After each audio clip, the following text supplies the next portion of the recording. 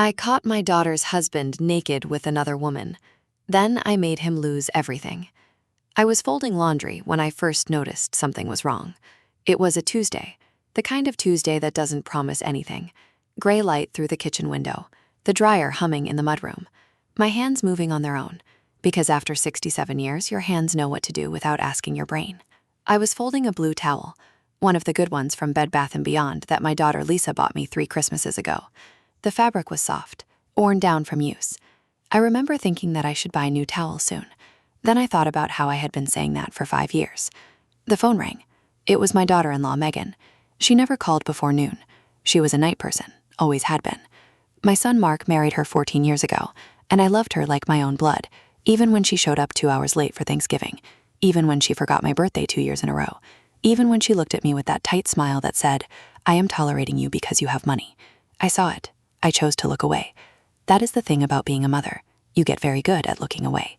Megan said, "Hey, Mom, sorry to call so early." I said, "It's almost 10. She laughed, a small laugh, too fast. She said, "Yeah, I know, I lost track of time. Listen, can I ask you something kind of weird?"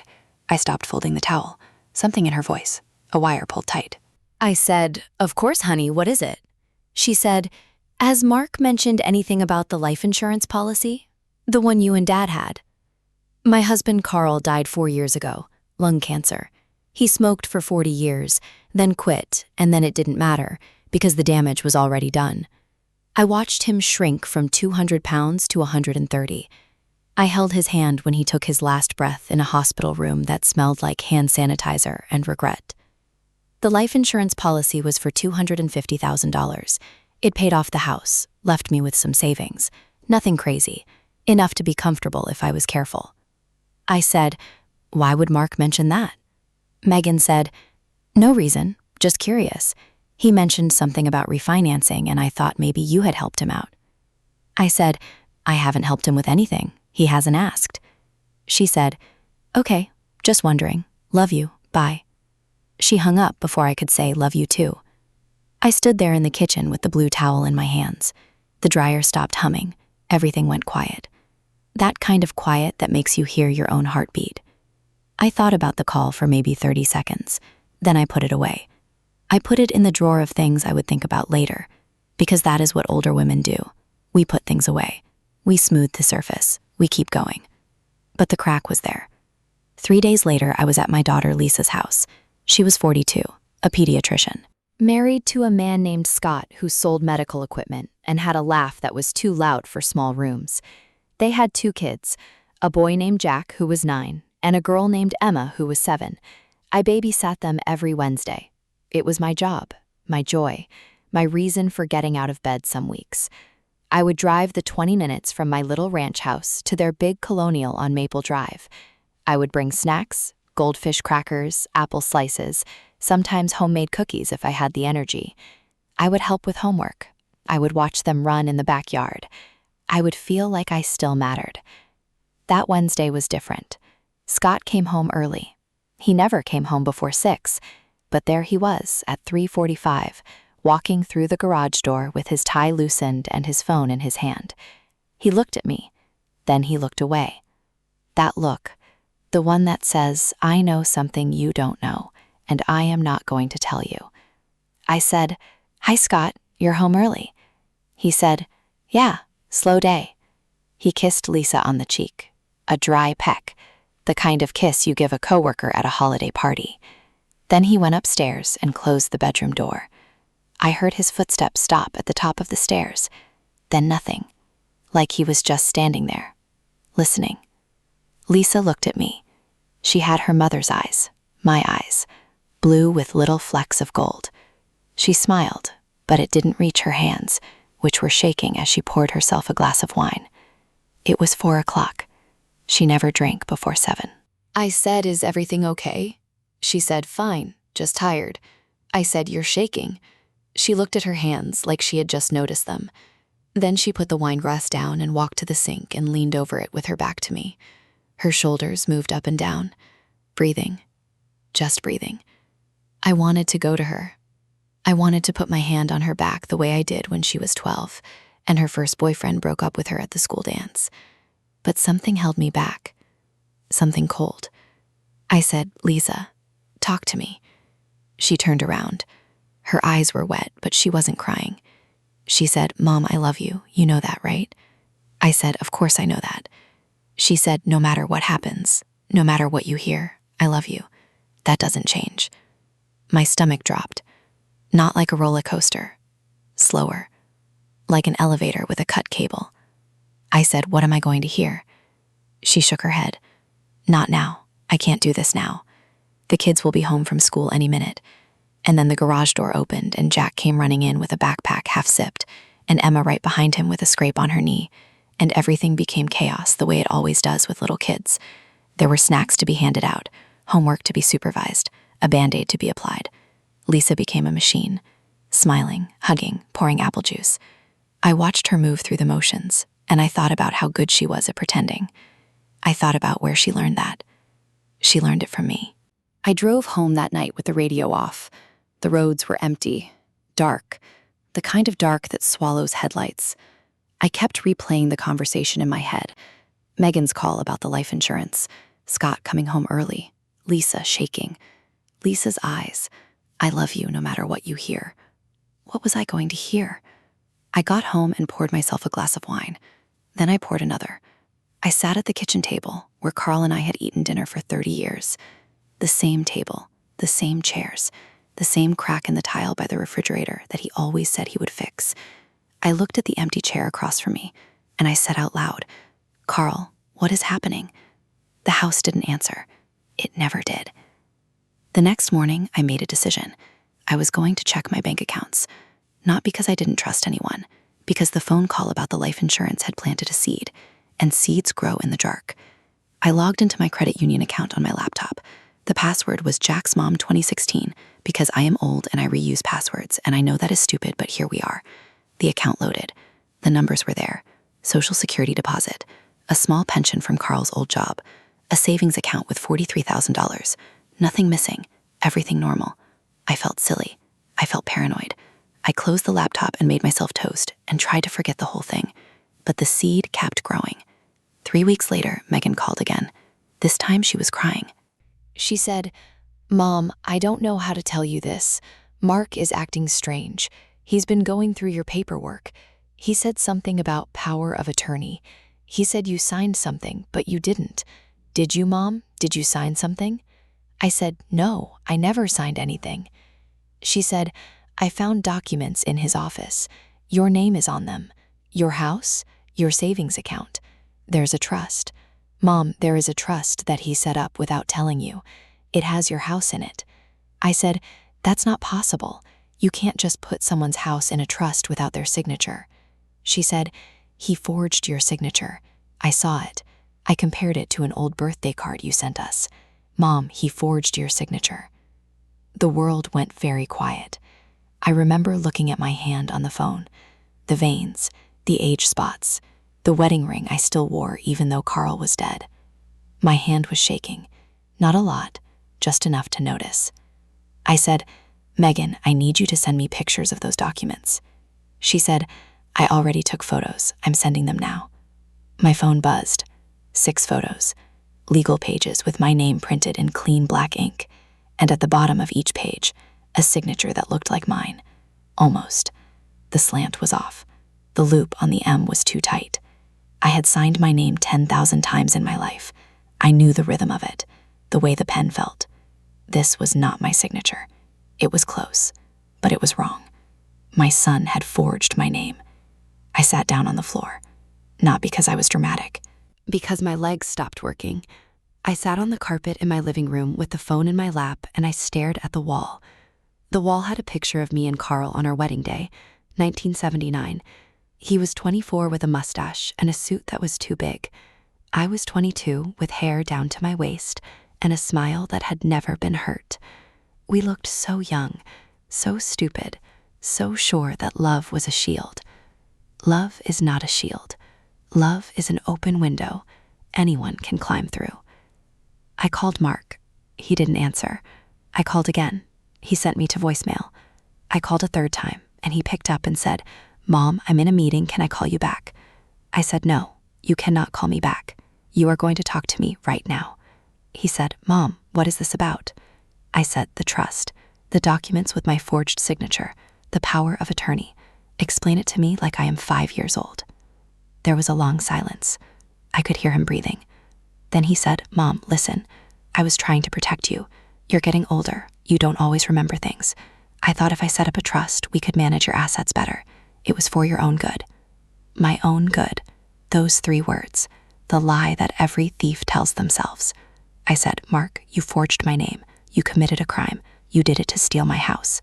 He said, "I didn't steal anything. The house is still yours. Legally, technically. I was just making sure that when something happens to you, the transition is smooth. You want the grandkids to have the house, don't you?"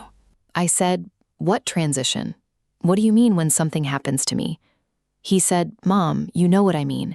You're not getting any younger. We have to be realistic." I hung up the phone. I sat on the floor for a long time. The sun moved across the carpet. The light changed from yellow to orange to gray. I did not cry. I did not scream. I just sat there with the phone in my lap and the wedding picture on the wall, and the silence of a house that suddenly felt like a stranger's home.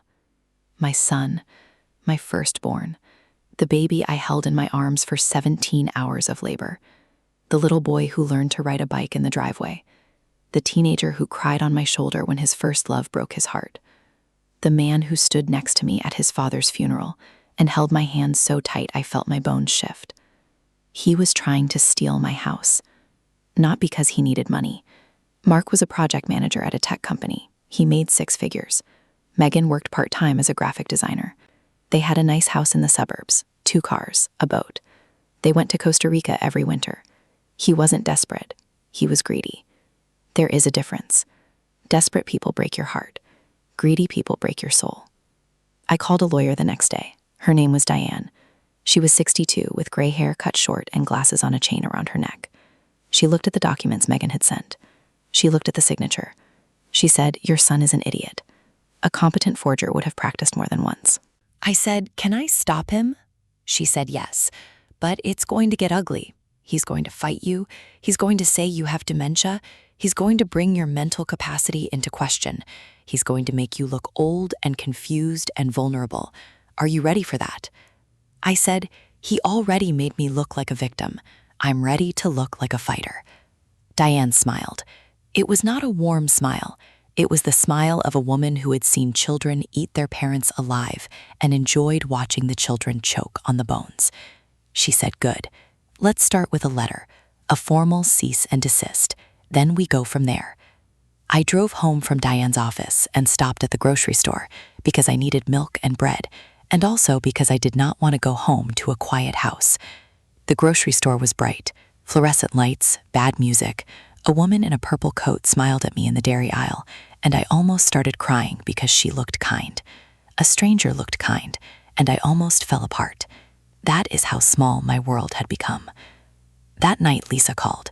She said, "Mom, I need to tell you something about Scott." I said, "I don't think I can handle any more bad news tonight."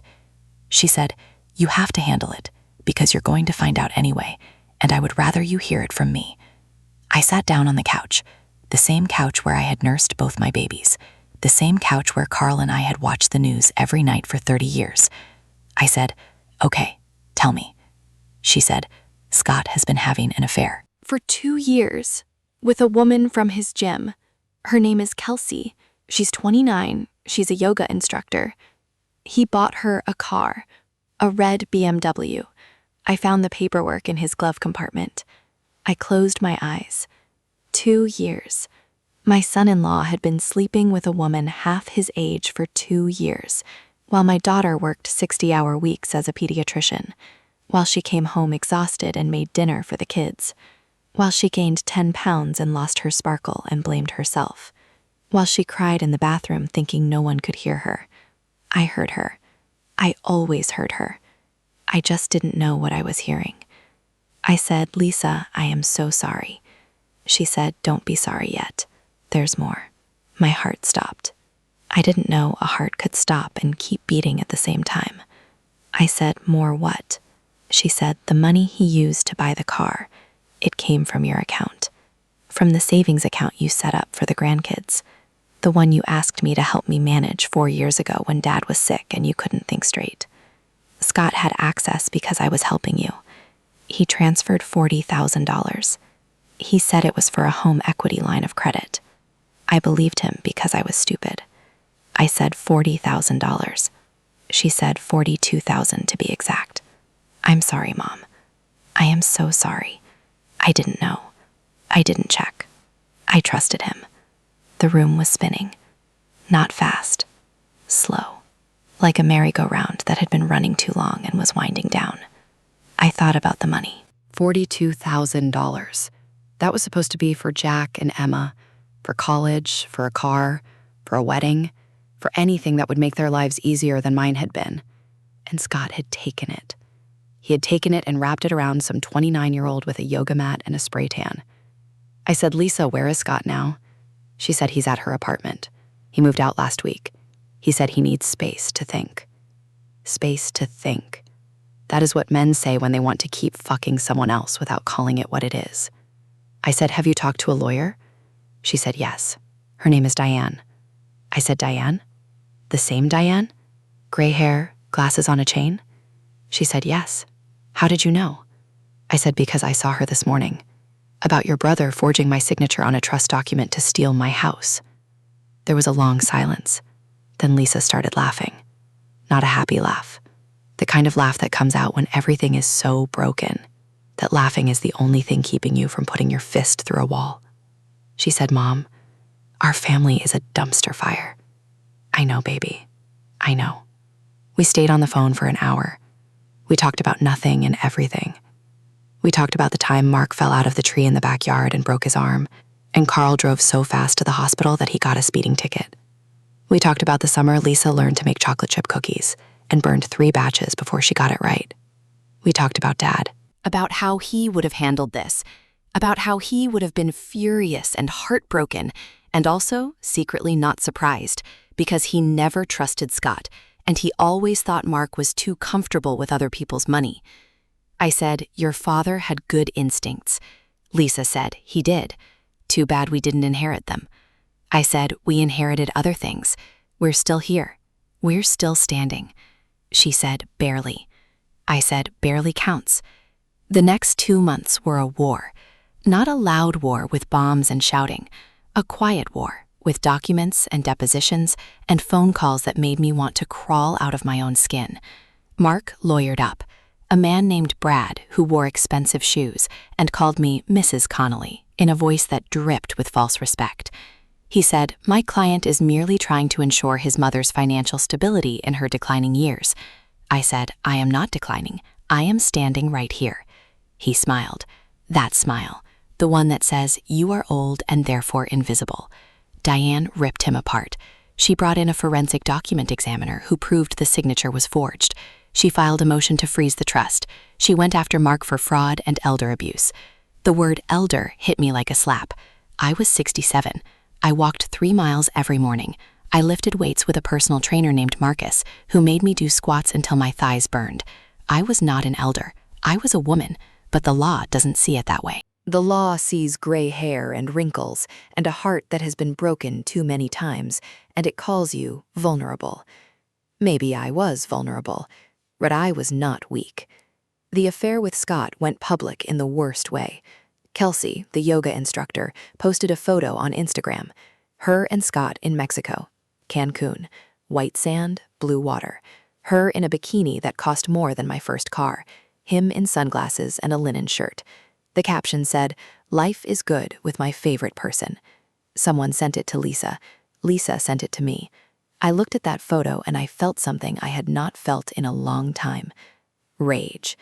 Not the hot rage that makes you scream and break things. The cold rage that makes you precise. The rage that makes you dangerous. I called Diane. I said, I want to sue Scott for the $42,000. She said, you can't. He doesn't have it. He spent it on the car and the trips and the apartment he rents for her. You can get a judgment, but collecting will be like getting blood from a stone. I said, what about his wages? He sells medical equipment. He makes good money. She said we can garnish his wages, but it will take years, and he might just declare bankruptcy. I said, then I want something else. I want him to lose his job. Diane paused. She said, "You can't make someone lose their job. That's not how the law works." I said, "I'm not talking about the law. I'm talking about his employer. What would they think if they knew their top salesman was stealing from his mother-in-law?" What would they think if I called them and told them exactly what kind of man he is? Diane said, "That is a very bad idea. That is harassment. That could open you up to a lawsuit." I said, "Then you do it, professionally. A letter from your office to his HR department. Not threatening, just informing. Let them make their own decision." Diane was quiet for a long time. Then she said, "I can't advise you to do that." I said, "I'm not asking for advice. I'm asking you to write a letter." She wrote the letter. 3 weeks later, Scott was fired. His company said it was a reduction in force. Everyone knew it was because of a letter.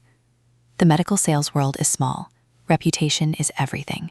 No one wants to do business with a man who steals from his wife's elderly mother. That word again, elderly. I was starting to hate it.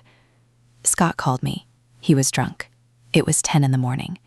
He said, "You ruined my life, you miserable old bitch." I said, "I didn't ruin your life. You ruined your own life. I just showed everyone the mess you made." He called me a word I will not repeat. Then he hung up. I sat in my kitchen with the phone in my hand, and I felt nothing. No satisfaction, no guilt. Just a hollow quiet where my heart used to be. Lisa filed for divorce, full custody, child support. She kept the house because Scott had used marital assets to fund his affair, and the judge did not look kindly on that. Scott moved into Kelsey's apartment.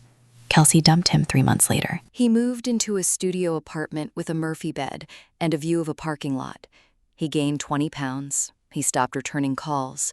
He became a ghost in a city full of ghosts. Mark's case went to mediation. He sat across the table from me with his arms crossed and his jaw tight. He looked like his father. The same sharp chin, the same blue eyes, the same stubborn set of his mouth. But Carl would never have done this. Carl would have worked 3 jobs before he stole from his own mother. I looked at my son and I tried to find the little boy who used to hold my hand in the parking lot. He wasn't there. That little boy was gone. In his place was a stranger who wanted my house. The mediator was a woman named Patricia, soft-spoken, calm. She looked at the documents. She looked at the forensic report. She looked at Mark and said, "Your mother has a very strong case. She could press criminal charges. Elder abuse is a felony. You could go to prison." Mark went pale. He looked at his lawyer, Brad, who suddenly looked less expensive and more useless. Mark said, "I don't want to go to prison." Patricia said, "Then you need to make this right." In the end, Mark signed everything back over to me. He paid my legal fees. He signed a confession admitting that he forged my signature. He agreed to stay away from my financial accounts. He agreed to attend therapy. He cried when he signed the papers. Real tears. Ugly crying. The kind of crying you do when you have been caught and you are embarrassed and also maybe a little relieved because the lying is finally over. I did not cry. I watched him cry, and I felt something strange. Pity. Not forgiveness. Not love. Pity. My son had tried to eat me alive, and he had choked on the bones. That was his punishment. Not the confession. Not the legal fees. The knowledge that he was capable of this, that he had this inside him, that he would go to bed every night for the rest of his life, knowing that he looked at his mother and saw a bank account. That is a kind of hell, and I did not have to build it. He built it himself. The holidays came. Thanksgiving. The first one without Carl, without Scott, without Mark, who was spending the day with Megan and the kids at her mother's house in Ohio. Lisa came with Jack and Emma, just the 4 of us. I made turkey. I made stuffing. I made mashed potatoes and gravy and cranberry sauce from a can, because that is how Carl liked it, and old habits are hard to break. We sat at the table, the same chairs, the same crack in the tile by the refrigerator. Jack said, "Grandma, why is Uncle Mark not here?" I said, "Uncle Mark is spending Thanksgiving with his other family." Emma said, "Why is Daddy not here?" Lisa put down her fork. She looked at me. I looked at her. She said, "Daddy is spending Thanksgiving with his friend." Emma said, "What friend?" Lisa said, "A friend from work." Emma said, "Oh." Jack said, "Can I have more gravy?" That was the moment. That was the moment I understood the rest of my life. Not a tragedy, not a victory, just a series of small lies and small silences and small children who would grow up and learn the truth eventually, and then they would have to decide what kind of adults they wanted to be. The same decision every generation makes, the same decision I made, the same decision my mother made, the same decision that broke us and fixed us and broke us again. After dinner, I washed the dishes. Lisa dried. The water was hot. The kitchen smelled like sage and butter and the faint ghost of cigarette smoke from a man who had been dead for 4 years. Lisa said, "Mom, are you okay?" I said, "I don't know what okay means anymore." She said, "Me neither." We finished the dishes. We put the kids to bed in the guest room. We sat on the couch with a glass of wine and watched the lights on the Christmas tree that I had put up too early because I needed something bright in the house. Lisa fell asleep with her head on my shoulder, just like when she was little, just like when the world was simple and the only monsters were under the bed and you could make them go away with a nightlight. I stayed awake. I watched the tree. I thought about Mark, about Scott, about Kelsey and the red BMW and the forged signatures and the trust documents and the phone calls that had turned my life into something I did not recognize. I thought about Carl, about how he would have handled this. About how he would have stood in the doorway with his hands in his pockets and his head tilted and said, "Well, honey, you always said you wanted a quiet life." I never said that. I never wanted a quiet life. I wanted a full life, a messy life, a life with people I loved, even when they hurt me. And they did hurt me. They hurt me in ways I did not know were possible. But they were still my people. Mark was still my son, even if I did not trust him. Lisa was still my daughter, even if she had married a thief. Jack and Emma were still my grandchildren, even if their father was a coward who bought a red BMW for a woman half his age. Love is not clean. Love is not fair. Love is a kitchen floor that you mop 1,000 times and it still gets dirty. You keep mopping, not because you believe in clean, because you believe in the people who walk across it. I finished my wine. I turned off the tree. I covered Lisa with a blanket and kissed her forehead the way I did when she was small. Then I went to my bedroom, the same bedroom where Carl had died, the same bed where I had slept alone for 4 years. I lay down in the dark and I listened to the house settle, the creak of the floorboards, the hum of the furnace, the silence where a man's breathing used to be. I closed my eyes, and I did not dream.